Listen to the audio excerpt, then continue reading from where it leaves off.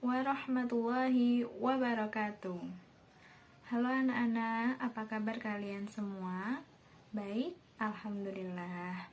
Semoga kita semua selalu dilindungi, diberi kesehatan, dan dirahmati oleh Allah SWT, sehingga kita bisa tetap terus belajar dan menuntut ilmu meskipun dalam keadaan pembelajaran jarak jauh seperti ini. Marilah kita berdoa terlebih dahulu agar ilmu yang akan kita pelajari dapat bermanfaat untuk kita semua, khususnya untuk anak-anak semua.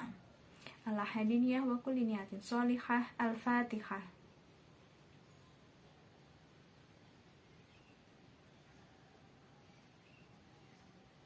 Amin amin ya robbal alamin. Jangan lupa anak-anakku semua untuk mengisi absensi di WhatsApp grup ya. Nah, baiklah, pembahasan pada minggu lalu yaitu tentang apa, hayo? Ya, betul. Kita telah membahas ayat-ayat Al-Quran tentang manfaat dan hikmah kontrol diri atau mujahadatun nafs, prasangka baik atau husnuzon, dan persaudaraan atau ukhuwah yang terdapat pada surah apa? Surah Al-Anfal ayat 72 dan surah Al-Hujurat ayat 12 dan ayat 49 serta hadis riwayat Bukhari dari Abu Hurairah. Nah, Ibu ingin tanya, apakah kalian sudah menerapkan pesan-pesan yang terdapat pada ayat-ayat tersebut? Sudah ya? Ibu yakin kalian sudah menerapkannya dalam kehidupan sehari-hari. Kalau kita memiliki kontrol diri yang baik, pasti kita memiliki prasangka yang baik kepada orang-orang atau prasangka yang baik kepada Allah SWT. Kalau kita sudah memiliki prasangka yang baik, pasti nih kita memiliki hubungan yang baik dengan orang-orang di sekitar kita. Pembahasan minggu lalu ini berkaitan dengan pembahasan yang akan kita bahas pada hari ini, yaitu tentang hidup menjadi lebih tenang dengan menghindari pergaulan bebas dan perbuatan keji. Berdasarkan tema kita hari ini, kita memiliki 3 pokok bahasan. Yang pertama yaitu surah Al-Isra ayat 32, yang kedua surah An-Nur ayat 2, dan yang ketiga hadis riwayat Bukhari dari Abu Hurairah. Sebelum kita masuk pada materi, Ibu ingin menyajikan sebuah video dan Ibu yakin kalian pasti sudah pernah menonton video ini. Langsung saja kita simak video berikut ini. Kapan jadiannya? Tujuan aku post di IG ya. Saya akan tanggung jawab. Kamu mau tanggung jawab kan? Iya kan? Mulai hari ini.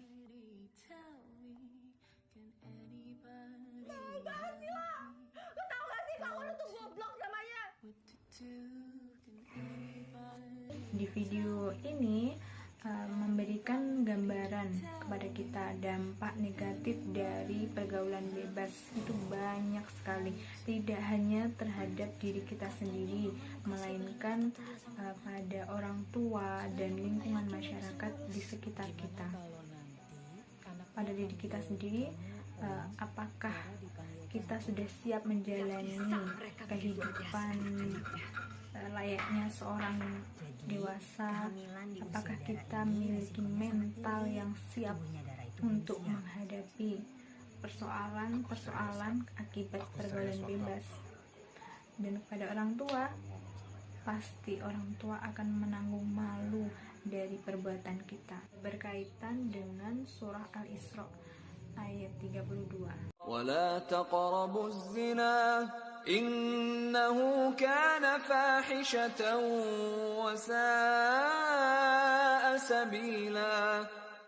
Ibu harap kita semua meresapi dan mendalami apa sih pesan yang ada dalam surah Al-Isra ayat 32 ini. Untuk itu bisa kalian cermati arti kata demi kata dari ayat tersebut. Ibu langsung akan menjelaskan isi dari kandungan surah Al-Isra ayat 32. Yang pertama adalah larangan mendekati zina. Ayat ini unik karena Allah sudah melarang kita dari awal, sudah mewanti-wanti kita untuk tidak mendekati perbuatan zina. Yang kedua, zina ini merupakan perbuatan yang keji atau perbuatan yang buruk. Inilah kenapa Allah melarang kita untuk mendekati zina. Ibaratnya ada jurang yang sangat curam di depan kita. Nah, kita ini sudah diwanti-wanti untuk tidak mendekati jurang tersebut, karena kalau kita mendekati jurang tersebut bisa saja kita terpleset atau langsung kita jatuh atau langsung terjun ke dalam jurang tersebut. Nah, akibatnya bisa fatal sekali ya. Dan yang ketiga, zina ini merupakan dosa besar, dan dosa besar ini pasti dilarang keras oleh Allah Subhanahu wa taala. Yang keempat, zina akan merendahkan harkat, martabat dan kehormatan baik diri kita sendiri, orang tua atau keluarga maupun masyarakat. Pembahasan yang kedua yaitu apa tadi? Ya, surah An-Nur ayat 2. Langsung saja kita simak lantunan surah An-Nur ayat 2, dan jangan lupa untuk diresapi maknanya agar sampai ke dalam jiwa kita. الزانية والزاني فاجلدوا كل واحد منهما 100 جلدة ولا تأخذكم بهما رأفة في دين الله إن كنتم تؤمنون بالله واليوم الآخر وليشهد عذابهما طائفة من المؤمنين. Nah, apa yang kita dapatkan, apa yang kita pahami tentang surah An-Nur ayat 2 ini? Ya, yang pertama, perintah Allah untuk mendera siapa? Pelaku zina. Ya, pelaku zina ini baik perempuan dan laki-laki, masing-masing dengan 100 kali deraan. Deraan di sini maksudnya sama dengan dicambuk. Jadi orang yang melakukan zina akan mendapatkan hukuman cambuk. Berapa kali? 100 kali. Nah, dari sini kalian masih mau mendekati zina atau melakukan zina? Jangan ya, karena ini merupakan perbuatan yang amat keras, dilarang oleh Allah Subhanahu wa taala. Kedua, dilarang keras bagi orang-orang yang beriman untuk berbelas kasihan kepada mereka, karena deraan ini merupakan hukum Allah, dan ini harus dilakukan untuk memberikan jera kepada mereka, untuk memberikan mereka kesadaran bahwa perbuatan ini amat keras, dilarang oleh Allah Subhanahu wa taala. Yang ketiga adalah hukuman ini harus disaksikan oleh sebagian orang yang beriman untuk memberikan pelajaran kepada mereka bahwa perbuatan ini memang benar dilarang dan merupakan dosa besar, agar mereka yang lain juga tidak mendekati atau melakukan perbuatan zina ini. Sudah bisa dipahami ya apa makna surah Al-Isra ayat 32 dan surah An-Nur ayat 2? Sudah? Oke, bagus. Selanjutnya kita akan membahas tentang hadis riwayat Bukhari dari Abu Hurairah. Mari kita dengarkan hadisnya berikut ini. Bismillah.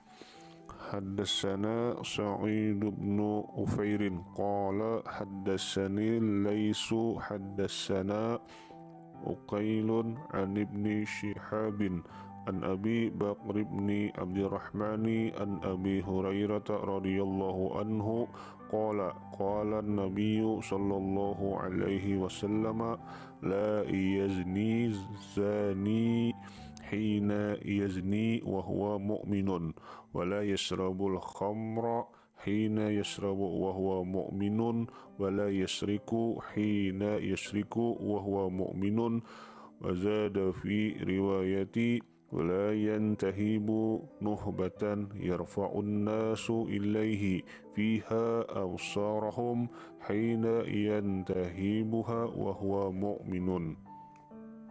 Yang artinya kami telah diceritakan oleh Sa'id bin Ufair dari Al-Lais, dari Al-Uqail, dari Ibni Syihab, dari Abu Bakar, dari Abdurrahman, dari Abu Hurairah radhiyallahu an, bahwasanya Nabi Muhammad SAW telah berkata, tidak akan berzina seorang pelacur di waktu berzina jika ia sedang beriman, dan tidak akan minum khamar di waktu minum jika ia sedang beriman, dan tidak akan mencuri di waktu mencuri ia sedang beriman. Dalam riwayat lain ditambahkan, dan tidak akan merampas rampasan yang berharga sehingga orang-orang yang membelalakkan mata kepadanya ketika merampas ia sedang beriman. Dijelaskan di sini pada hadis ini, yaitu keimanan merupakan landasan utama dalam hidup manusia. Nah, jika imannya kuat, maka ia tidak akan tergoda oleh rayuan perbuatan dosa. Namun jika imannya lemah, maka ia akan mudah tergoda untuk melakukan perbuatan dosa. Nah, keimanan menjadi barometer dari perbuatan manusia. Dalam hadis ini juga dijelaskan, jika keimanan seorang itu kuat, maka ia tidak akan mau melakukan 4 perbuatan berikut. Yang pertama, berzina. Yang kedua, minum minuman keras. Yang ketiga, mencuri. Yang keempat, merampas hak orang lain. Nah, begitu sebaliknya, bila seseorang melakukan 4 perbuatan tersebut, maka dikatakan bahwa tidak sempurna nilai keimanannya. Dari hadis tersebut bisa kita ambil pesannya bahwa Rasulullah menegaskan bahwa orang yang beriman tidak mungkin dan tidak akan pernah melakukan zina, meminum khamar, mencuri, dan merampok harta. Karena kalau kita sudah beriman sama Allah, kita percaya sama Allah bahwa janji-janji Allah itu adalah benar. Untuk itu kita harus mematuhi perintah Allah dan menjauhi larangannya. Dari sini bisa kita tarik kesimpulannya bahwa pergaulan bebas itu adalah perbuatan yang menyimpang dari kewajiban, tuntutan, aturan, syarat, dan melanggar norma agama dan norma kesusilaan. Lalu apa saja dampaknya? Dampaknya banyak sekali. Bisa saja kita terkena penyakit yang menular, penyakit yang berbahaya, kemudian ketergantungan obat, kemudian hamil di luar nikah. Dampak yang paling utama yaitu pertanggungjawaban perbuatan kita terhadap Allah Subhanahu wa taala di akhirat nanti. Nah, anak-anakku sekalian, jangan sekali-kali kalian mendekati zina, baik zina besar maupun zina kecil. Zina kecil itu bisa berupa dengan kita memandang sesuatu yang tidak diperbolehkan, berbaur antara laki-laki dan perempuan tanpa ada batasan. Kalaupun tidak sengaja, kita harus memohon ampunan kepada Allah setiap harinya. Untuk itu anak-anak, ayo yang berpacaran hari ini, setelah belajar tentang hidup menjadi lebih tenang dengan menghindarkan diri dari pergaulan bebas dan perbuatan keji, kalian siap tidak untuk memutuskan pacaran? Bagi yang punya pacar, berani tidak? Berani ya, karena ini bisa saja menjadi tabungan dosa kita. Pasti kalian tidak mau kan menabung dosa? Lebih baik kita menabung pahala. Sebelum ibu akhiri pembelajarannya, ibu ingin mengingatkan sebuah tugas untuk kalian, yaitu kalian mendemonstrasikan ayat Al-Quran, yaitu surah Al-Isra ayat 32 dan surah An-Nur ayat 2 beserta tajwid-tajwidnya. Untuk tugasnya langsung saja ditulis atau dalam bentuk video maupun audio terserah, bisa dikirimkan di WhatsApp grup ya. Kemudian kapan terakhirnya? Terakhirnya adalah minggu depan pada pertemuan selanjutnya.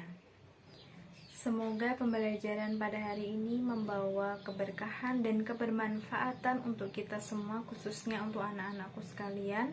Dan mari kita tutup pembelajaran hari ini dengan bacaan hamdalah, alhamdulillahirabbil alamin. Kemudian jangan lupa untuk kita semua membaca sholawat penutup majelis. Wassalamualaikum warahmatullahi wabarakatuh. يا ربي بالمصطفى بلغ مقاصدنا واغفر لنا